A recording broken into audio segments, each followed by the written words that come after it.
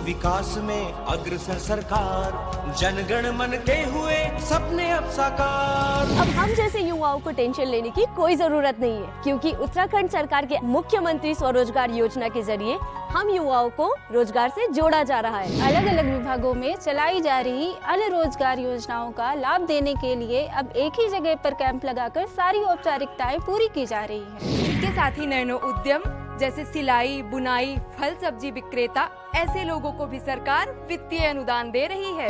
धामी जी की सरकार ने कोरोना काल में प्रभावित हुई भर्ती प्रक्रियाओं में युवकों को बड़ी राहत देते हुए समूह ग और ख के पदों पर आयु सीमा में 1 वर्ष की छूट दी है।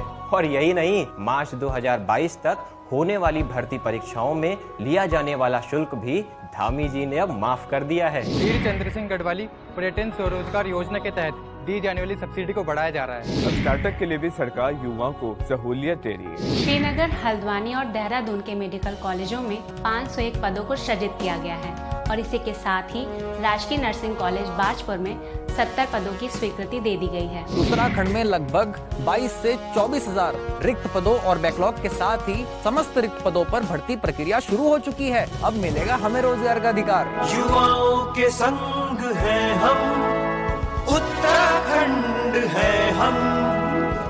नमस्कार, उत्तराखंड की खबरों में आपका स्वागत है। मैं हूं आपके साथ आकाश सोनी और अब देखते हैं खबरें विस्तार से। भारतीय जनता पार्टी की विजय संकल्प यात्रा के प्रचार रथों का भाजपा प्रदेश अध्यक्ष मदन कौशिक ने हर की पौड़ी पर गंगा की पूजन करने के बाद हरी झंडी दिखाकर शुभारंभ किया।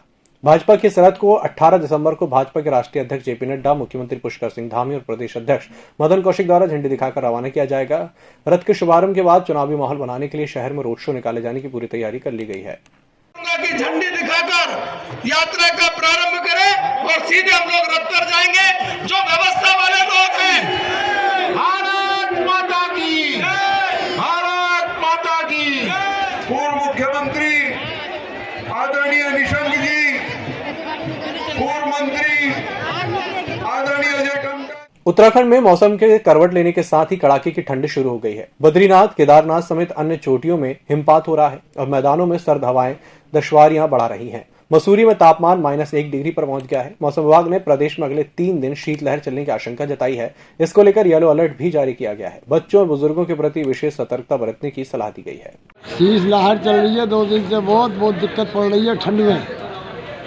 आग का सहारा लेना पड़ रहा है और कोहरे की वजह से बहुत परेशानी पड़ रही है। और आज ठंड काफ़ी है, इसकी वजह से ग्राहक सुबह से नहीं है मार्केट में, दुकानदार सब खाली बैठे हैं। शीतलहर चल रही है और सुबह से ही आज बहुत ठंड है, काफ़ी ठंड है। शीतलहर की वजह से ठंड में ग्राहक निकल पा रहा है। जी नहीं, अभी नहीं ठीक है। भारतीय जनता युवा मोर्चा के प्रदेश अध्यक्ष कुंदन लटवाल और भाजपा युवा मोर्चा के राष्ट्रीय महामंत्री नेहा जोशी ने संयुक्त प्रेस वार्ता कर बताया कि भारतीय जनता युवा मोर्चे के राष्ट्रीय अध्यक्ष तेजस्वी सूर्या उत्तराखंड दौरे पर आएंगे, जिसमें उनका रोड शो देहरादून में निकाला जाएगा। जगह जगह कार्यकर्ताओं द्वारा भव्य स्वागत किया जाएगा। कुंदन लटवाल ने बताया कि तेजस्वी सूर्या गढ़वाल और कुमाऊं के पदाधिकारियों के साथ बैठक करेंगे, साथ ही प्रबुद्ध युवा संवाद कार्यक्रम में भी हिस्सा लेंगे। Member of parliament Tejasvi Surya जी हैं और हमारे राष्ट्रीय अध्यक्ष हैं। उनका उत्तराखंड का 2 दिन का प्रवास उत्तराखंड में होना है, जिसमें उनकी सांगठनिक बैठक रहेगी रोड शो के माध्यम से और सांगठनिक बैठकों के माध्यम से, और उसके बाद शाम को यूथ कैन लीड के माध्यम से वो यहाँ के जो प्रोफेशनल लोग हैं, अपने अपने फील्ड के जो हीरो हैं, उनसे जोड़ने का काम करेंगे।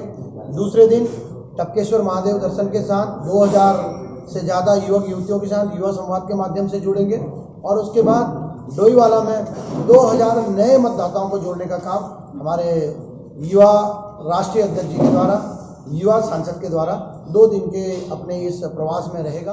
क्षेत्रीय दल उत्तराखंड क्रांति दल ने आज 2022 के विधानसभा चुनाव को लेकर अपना घोषणा पत्र जारी किया। कचहरी रोड स्थित केंद्रीय कार्यालय में दल के केंद्रीय अध्यक्ष काशी सिंह एरी और तमाम यूकेडी नेताओं उत्तराखंड विधानसभा चुनाव 2022 का घोषणा पत्र जारी किया।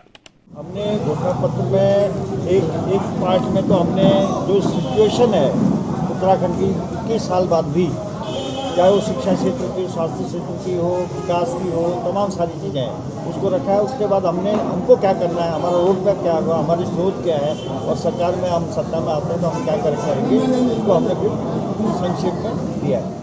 बेरोजगारी के मुद्दे पर चौतरफा गिर रही धामी सरकार ने धीरे धीरे सरकारी नौकरियों में भर्ती प्रक्रिया को मंजूरी देना शुरू कर दी है। इसी क्रम में आज पुलिस विभाग में भर्ती प्रस्ताव को सरकार ने मंजूरी दे दी। उत्तराखंड पुलिस में आरक्षित संवर्ग के 1521 पदों पर और उप निरीक्षक और गुल नायक संवर्ग के 197 पदों पर भर्ती किए जाने की अनुमति को उत्तराखंड शासन ने हरी झंडी दे दी है। पुलिस महानिदेशक अशोक कुमार ने इस बारे में जानकारी दी। 1521 पद हैं, जिसमें कांस्टेबल्स हैं, फायर सर्विस के और पुलिस, सिविल पुलिस के और पीएससी के, और 197 पद हैं सब इंस्पेक्टर और प्लाटून कमांडर के। तो इनकी भर्ती अब शुरू हो पाएगी। इस बुलेटिन में फिलहाल इतना ही। नमस्कार। EMS टीवी के YouTube चैनल को सब्सक्राइब करें और बेल आइकन दबाएं, साथ ही EMS न्यूज ऐप डाउनलोड करें।